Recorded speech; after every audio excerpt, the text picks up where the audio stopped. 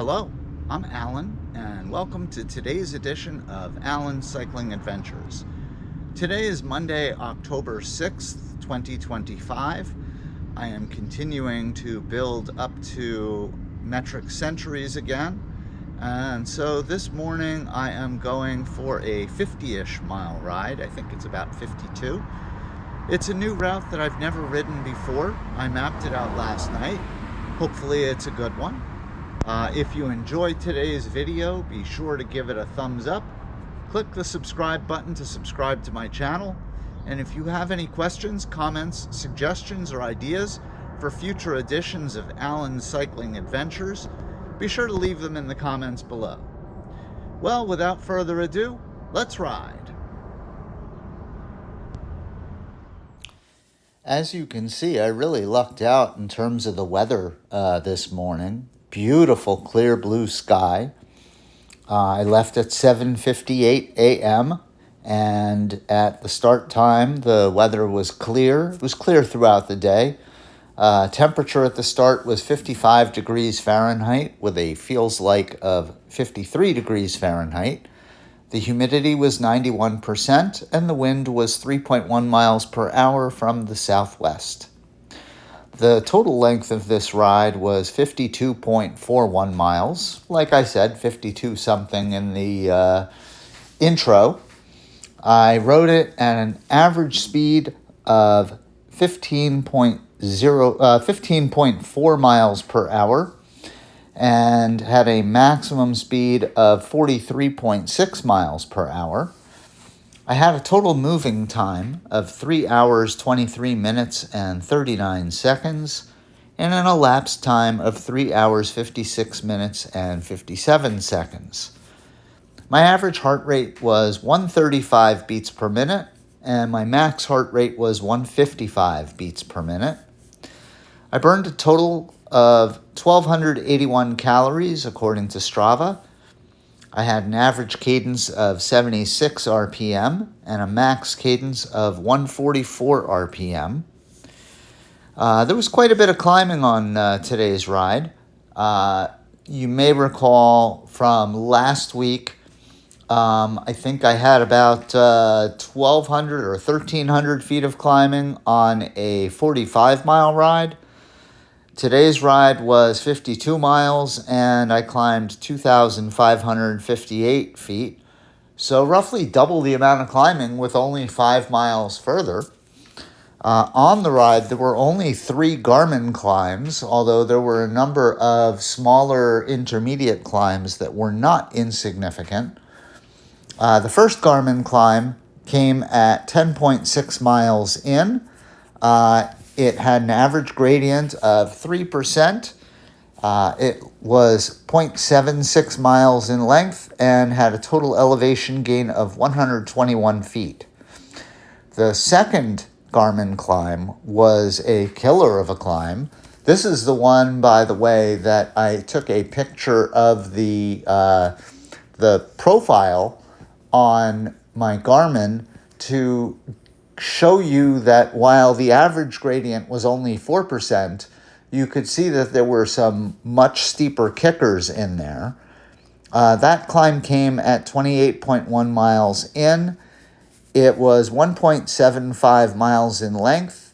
I had a total elevation gain of 407 feet. And although the average gradient was 4%, there were sections that were around 20% or maybe even a little bit higher. The third climb came almost immediately after the second climb at 31.4 miles in. So I had maybe a mile or two to rest and then right into another climb. That one wasn't as bad. It had an average gradient of 3%. It lasted 1.13 miles with a total elevation gain of 180 feet. In terms of where I rode today, I started in Fair Lawn, New Jersey, headed through the Radburn section of Fair Lawn into Glen Rock, and then into Ridgewood, Ho-Ho-Kus, Waldwick, Saddle River, and Upper Saddle River, before crossing into New York in Airmont, New York. then riding through Montebello, New Hempstead, into Pomona, home of the New York Boulders minor league baseball team. Rode right past Clover Stadium where they play. I then rode into New Square, then New City, Mount Ivy. By the way, that was around where that second climb was.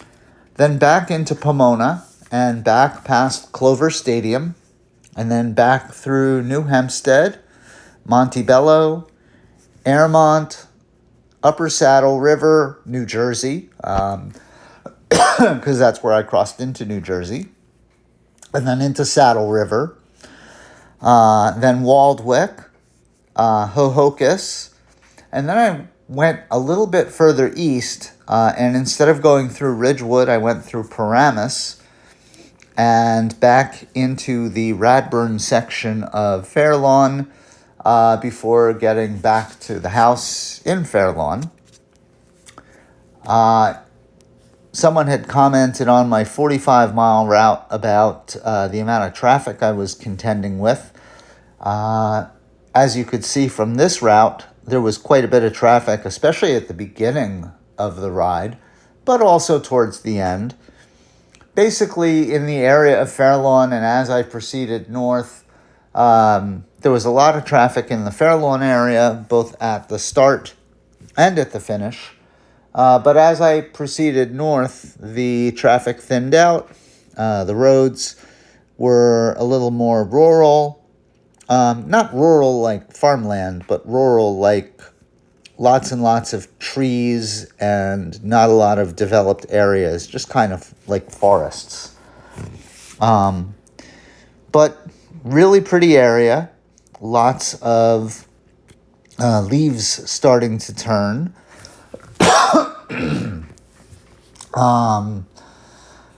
What else? Definitely some climbing. I rode through some parks or near some parks. Overall, it was a great route.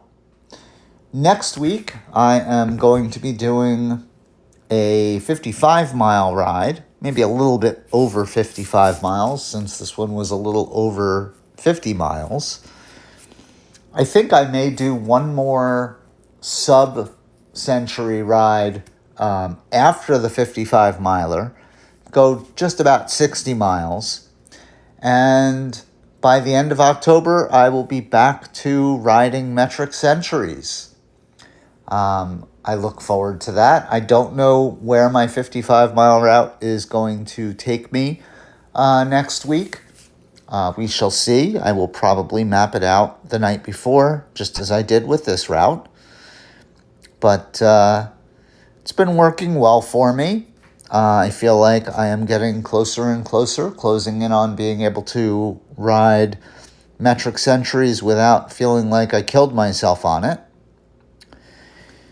But all in all, today was a great ride. I hope you enjoyed the video. And it looks like I'm getting close to the house here. So I'm going to wrap this up.